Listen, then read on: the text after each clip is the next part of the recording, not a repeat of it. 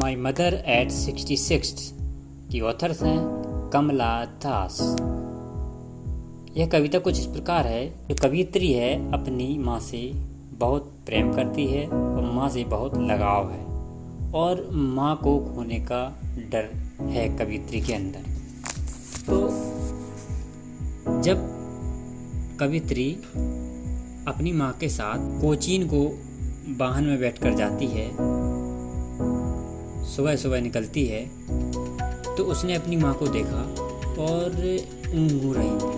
ऊँघना मतलब होता है नींद सी आ रही थी। मुंह खुला था क्योंकि आपने देखा हुआ जो बूढ़े व्यक्ति बुजुर्ग व्यक्ति होते हैं वो उनका मुंह ज़्यादातर खुला रहता है और उनका चेहरा था एकदम पीला पड़ गया था।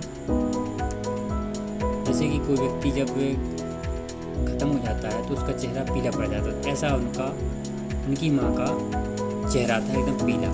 कष्ट के साथ इन्हें महसूस हुआ जैसी दिख रही हैं उससे कहीं ज़्यादा बूढ़ी हो गई हैं।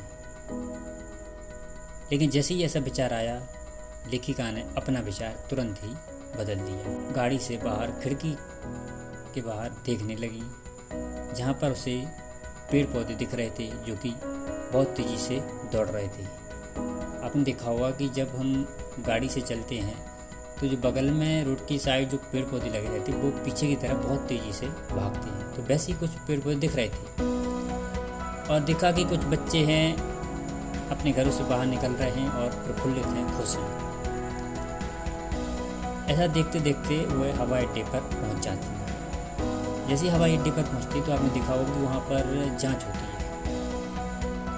तो सुरक्षा जांच होने के बाद कुछ कदम या कुछ गज की दूरी पर खड़े होकर माँ से विदा लेती हैं। तो माँ की ओर जब देखती हैं तो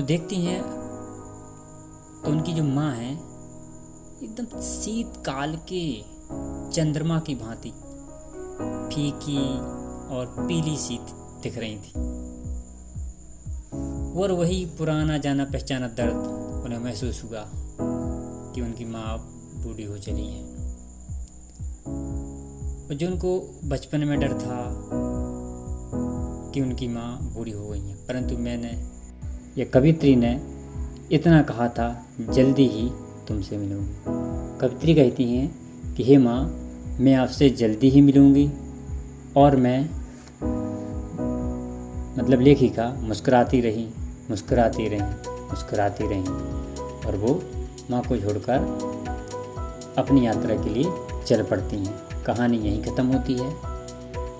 अब आपको यह कहानी कैसी लगी सभी स्टूडेंट कमेंट करके बताएं। मिलते हैं नेक्स्ट पोएट्री पर। धन्यवाद।